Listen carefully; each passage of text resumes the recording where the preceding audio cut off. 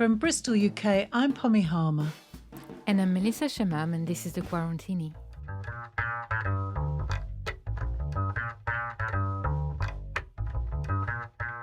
As we dip in and out of lockdowns, we're bringing you this podcast to keep your spirits up.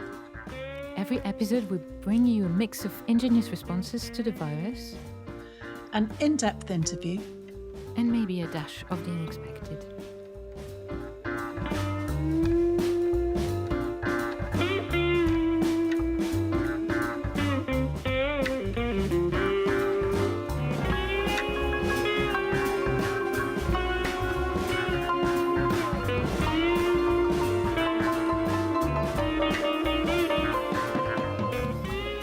As for our music, this is a song by the Old Bone Collective, Hot Flu, thanks to Seb Gutierrez for letting us using it.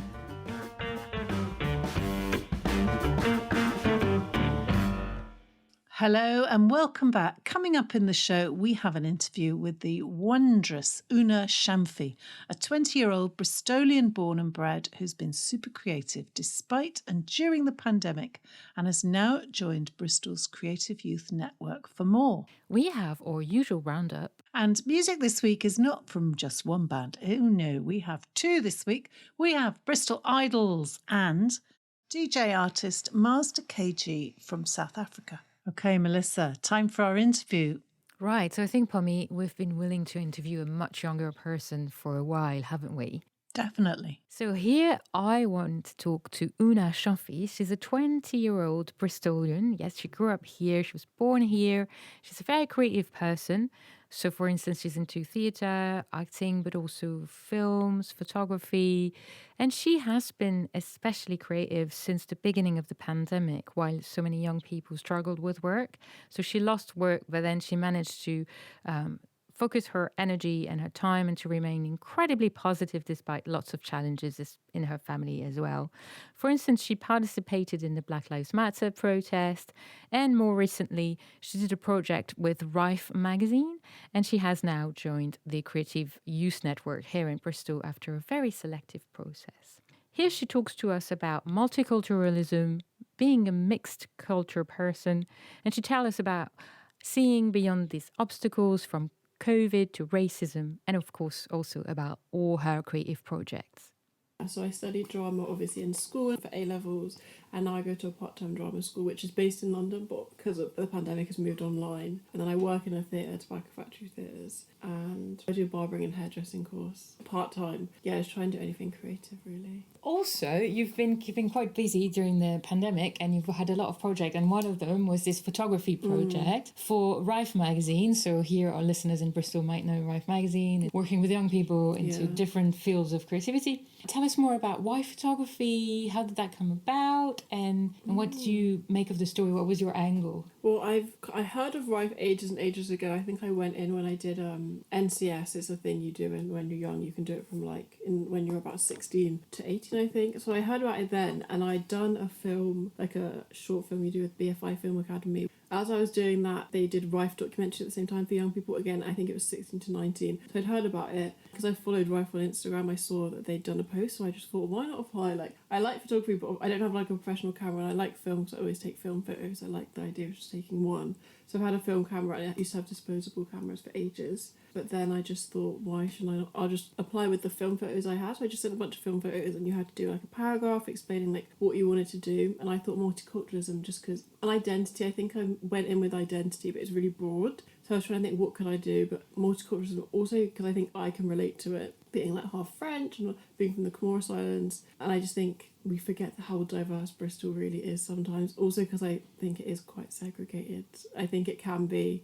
How many young people I know who have multicultural backgrounds, even just in terms of their parents coming from Italy or something like that, because multiculturalism is so broad that there's so many people you can encompass into that. So yeah, I applied and they ended up saying, yeah, you can, before the November lockdown, I think it was October, so it was just before that, I went outside and shot everything outside with everyone, which was really good. And everyone chose the locations they wanted to shoot in.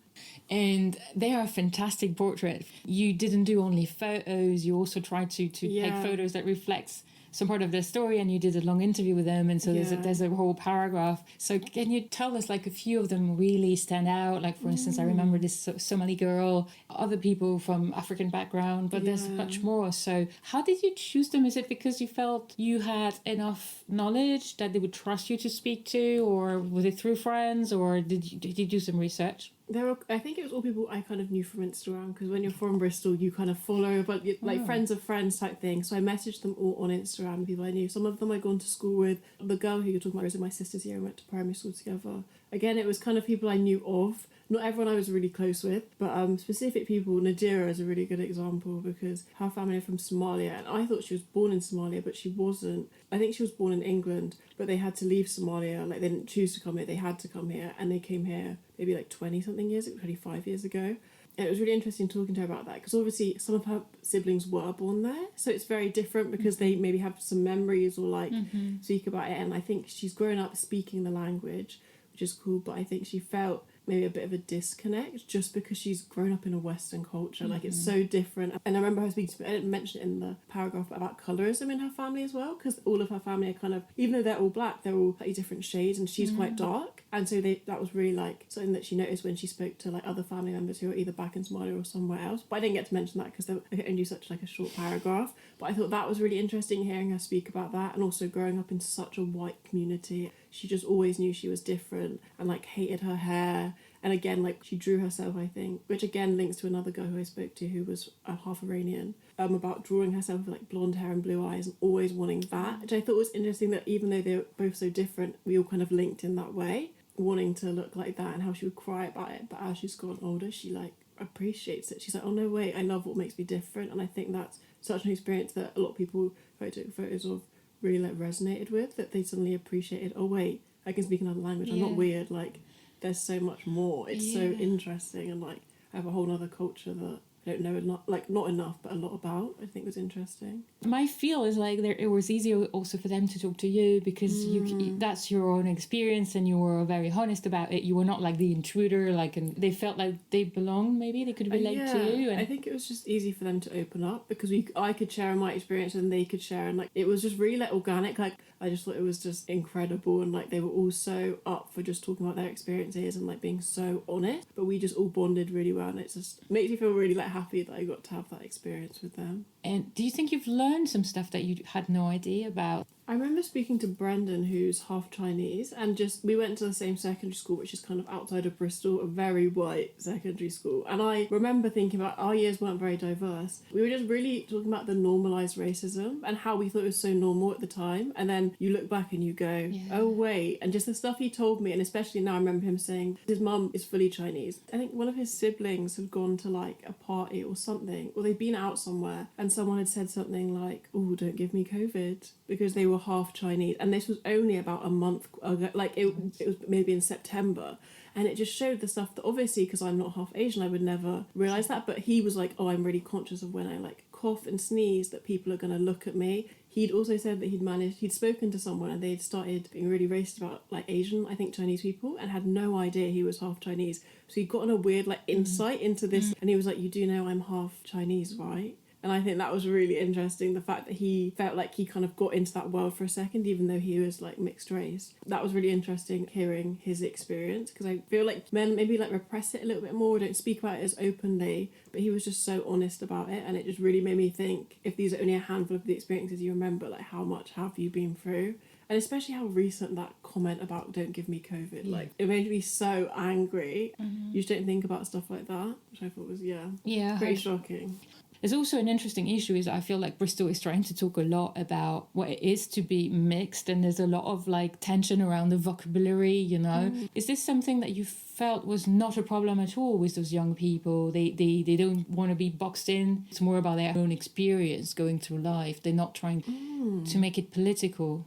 I don't know. I was trying to think, that's a really different question. I'm trying to think of like all of them individually. I think that, for instance, one of the guys is half African American. I assume maybe he was like maybe Jamaican or Caribbean. because like in Bristol there's such a big community. And then he was like, yeah, so like I can't ever trace back my ancestors like to a certain point, which I'd never thought of. And I think in terms of like the mixed race being like half black, half white, I think it's because they'll never be treated as white. As mixed race, I'll never be treated, even though I'm half white and half black, I'll never be treated as if I'm white. I have a privilege because my skin is way lighter, but I'll never be seen as white. You will, in the society we live in, you'll always be seen as black, which I think is interesting. Quite a few of them, because they've grown up here, feel quite British in the sense of they've grown up with this culture. So like if I'm with Brendan, like he doesn't know, I think he can speak Mandarin but not completely fluently. I think he can understand it, but again feels a bit more disconnected from that culture just because he's grown up in one place type thing, which I think is difficult. I think as you get older you kind of go, oh, maybe I want to know more about my other culture.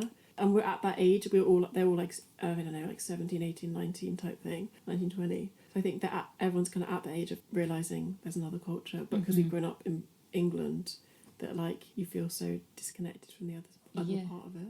But you have a special experience yourself. So your dad is French, but as you said, he's from the Comoros Islands. So it's not a very well-known part of the world. I always say Indian Madagascar because no one knows where that is.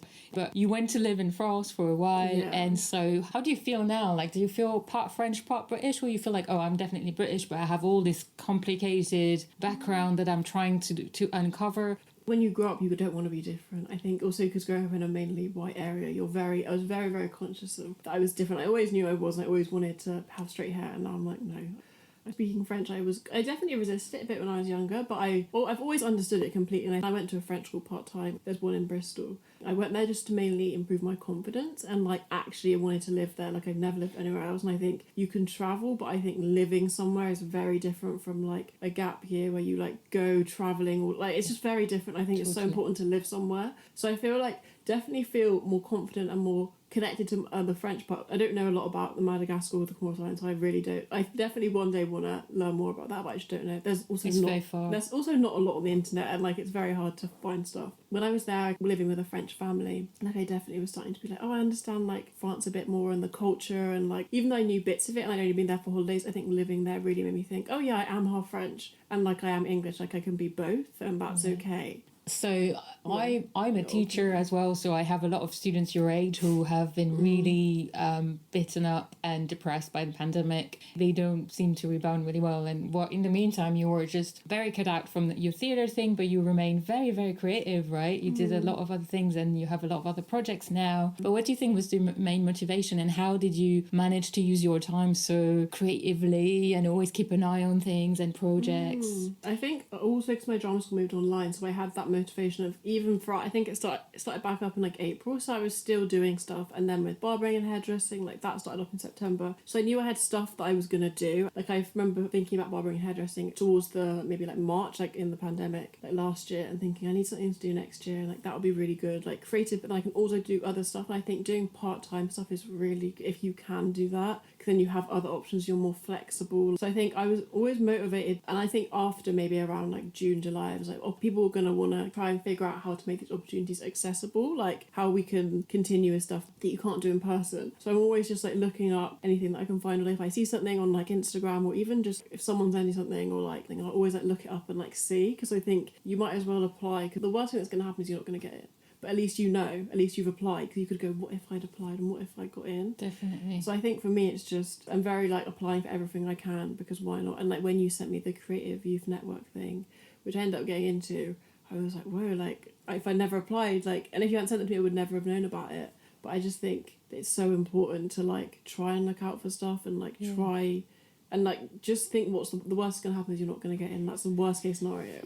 I feel it's a really good attitude. I remember I read something, it was like just apply like the confidence of like a white heterosexual man, like they'll apply for anything, like why, like look, they'll do anything, like why shouldn't we, like we've already got all this, like they'll go like I'll apply for this, like a white man will be like yay. That's why I'm just like, well, they have all that confidence, why shouldn't we just apply for stuff? Because otherwise, I just don't know, I think that I read that somewhere and I was like, yeah, that's such a good piece of advice. Definitely. So now you're going to do more theatre here in Bristol. That's what's going to happen, right? Yes, I'm carrying on with my drama school. And I didn't tell you that I just got signed to an agency that was attached to the school, which is exciting. It's crazy. It's like feels really professional. And then I did the Creative Youth Network thing, which I want to continue with the photos. I applied with the same idea of interviewing people with multiculturalism, maybe doing a podcast, a film on it, or something like that, or like a documentary, which I think I just want to continue with that because that's something I'm still really passionate about. I think that was only like the tip of the iceberg. Like I think there's just so much more to it. It's like a paid internship type thing, so anyone can apply after. Like they keep doing it every 6 months, I think. So it's a really good opportunity. Yeah. But that's what I want to keep doing is that drama and looking out for any opportunities and applying for literally anything I see. I always apply. Yeah, well, that's great. Thank you very much. No, thank you for having me. Anything else you want to say, or what is it like Rife? It's Rife. It's Rife, and they do. There's loads actually. If you look at all the other black photography, it's a black photography commission. So there's loads of other people who've done them. There was one of Black Lives Matter protests. They took photos and it was incredible. There's a bunch. So I'll be one of them. Mine's just I think it's called Multiculturalism. But yeah, that's on the Rife website. Check out all the others because they are really amazing. They're really great. Thank you so much. Thank you so much to Oona Chanfi, a young creative Bristolian. Master KG is a DJ who dreamt up this beat a year or so ago. He was looking for someone to sing it, and so he decided this should be his sister Nomcebo. And together they found the words. He asked her to sing it in the most spiritual way she knew how. And then some friends unknown to him in Angola videoed themselves dancing to the song whilst eating their dinner, and you can watch this, it's very funny. Now it's been taken all over the world, and you can watch videos of Israeli monks, Swiss cabin staff, and now even the Irish Garda police. Master KG says the dance itself is from South Africa and danced at weddings. It's called Jerusalema. It means Jerusalem is my home. Please go with me and protect me.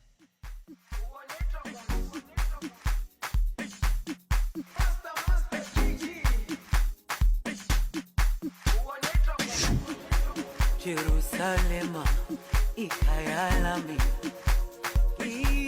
ilondoloze, uhambe nami, zungangishilana. Jerusalema, ikhaya lami, ilondoloze, uhambe nami, zungangishilana. Dawo yami ayikholana, buso wami awukholana, ilondoloze, zuhambe nami. Dawo yami ayikholana, buso wami awukholana, ilondoloze.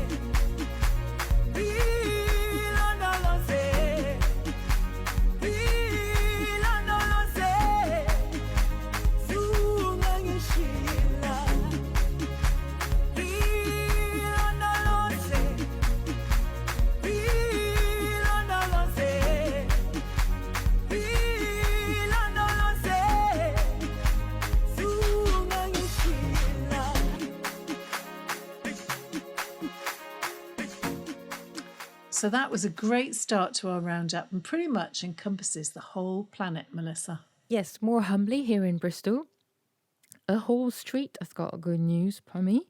They have been experiencing a lockdown baby boom with no less than 6 women falling pregnant at the same time. They are all living in the same side of Clouds Hill Avenue. It's in St. George, and they discovered they were pregnant a few months ago, right? So early in February, the street has welcomed its first new arrival. Jenny gave birth earlier to daughter, a baby girl, and she and her husband called her Summer. What a good choice. Then there's another mom, Catherine, who's expecting her first baby due in May, for instance, and a third one, a yoga teacher, is due to give birth in August. So the 6 babies will all be born in less than 9 months, they will be like, street siblings. Can we say that? Fantastic. Six babies in one street. And the funny thing is, like, in the interview they gave to the BBC, they were like, it sounds like magic. We don't know what happened. That made me laugh. It's like, maybe a lockdown, global pandemic, and a desire to create life. No, it sounds like rings a bell. But That's very funny. Yeah, that's a lovely piece of news. Because otherwise, as you know, we have now the Bristol variant of coronavirus, and scientists says it's of concern, but it's quite contained. And the government has launched more testing, including in 24 areas of Bristol.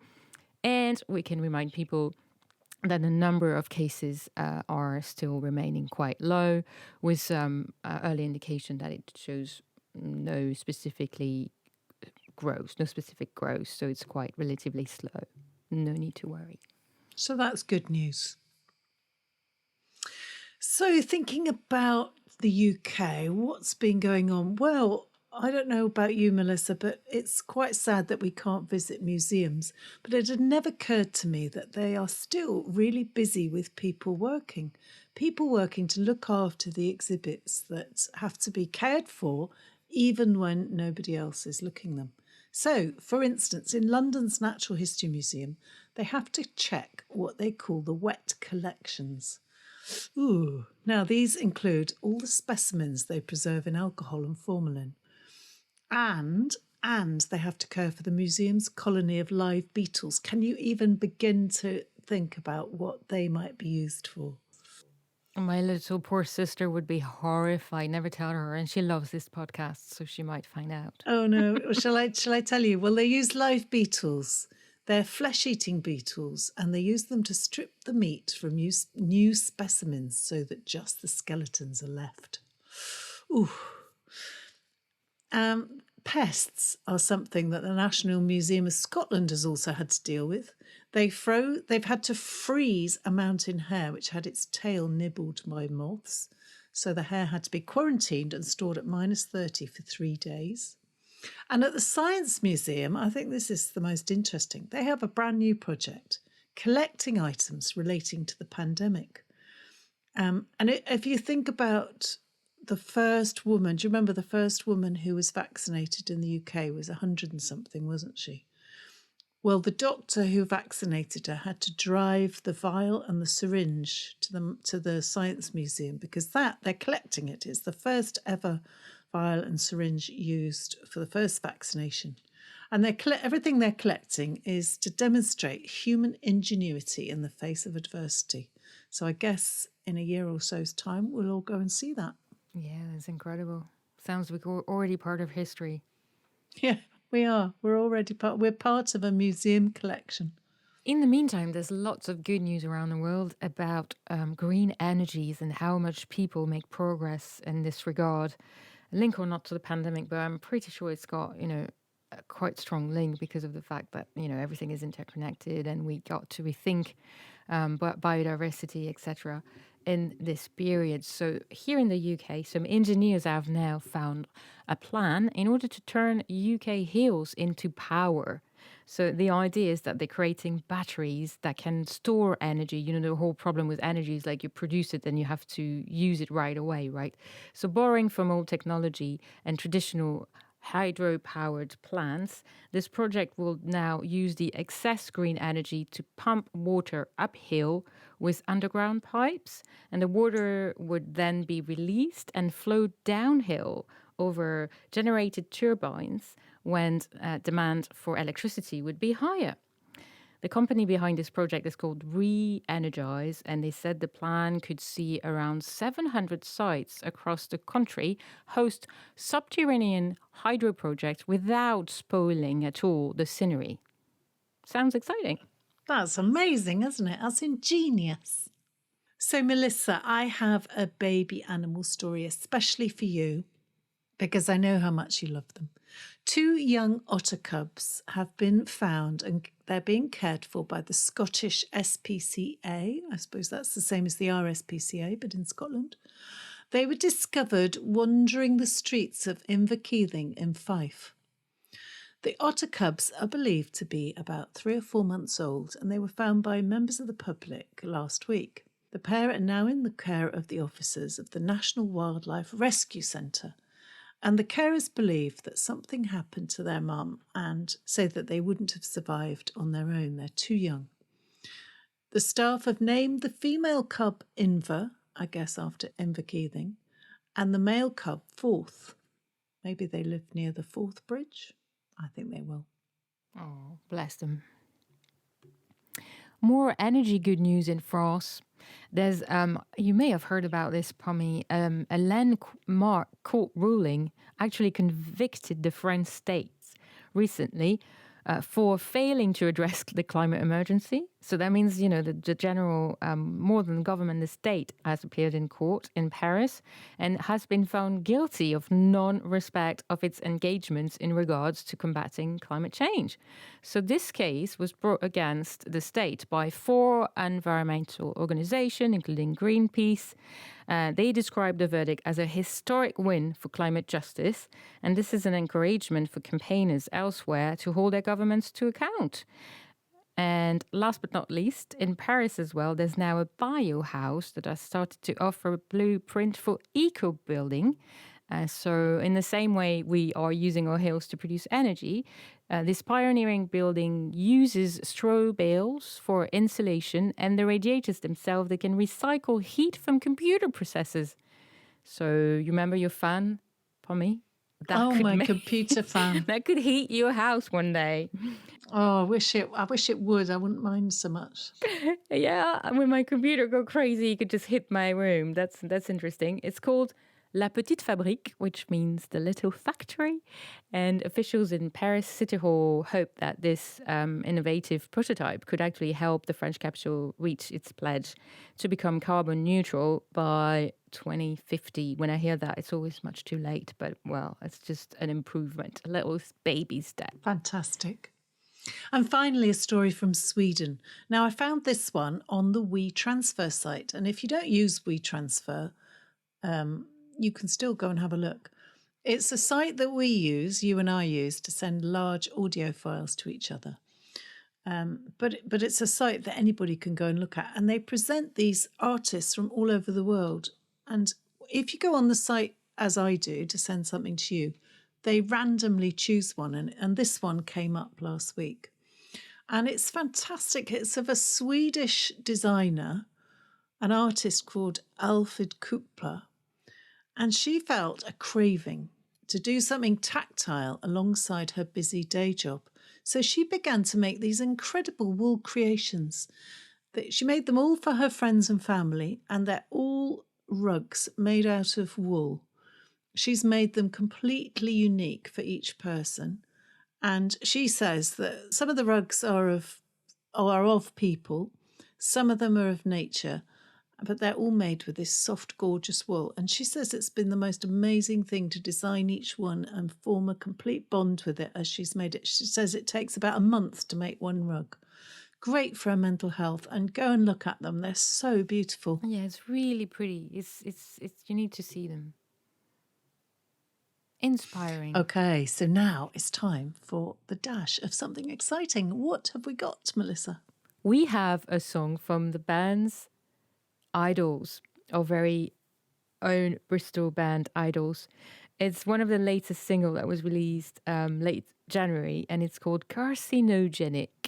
And you know why it's so special? It's also because it comes out with a video that was filmed in many independent venues all over Bristol, including and foremost our very beloved Louisiana.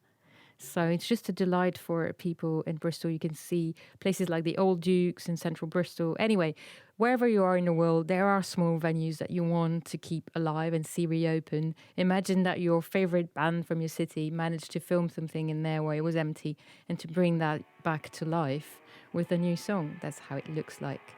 Carcinogenic. And thank you to Idols for giving us permission to play it.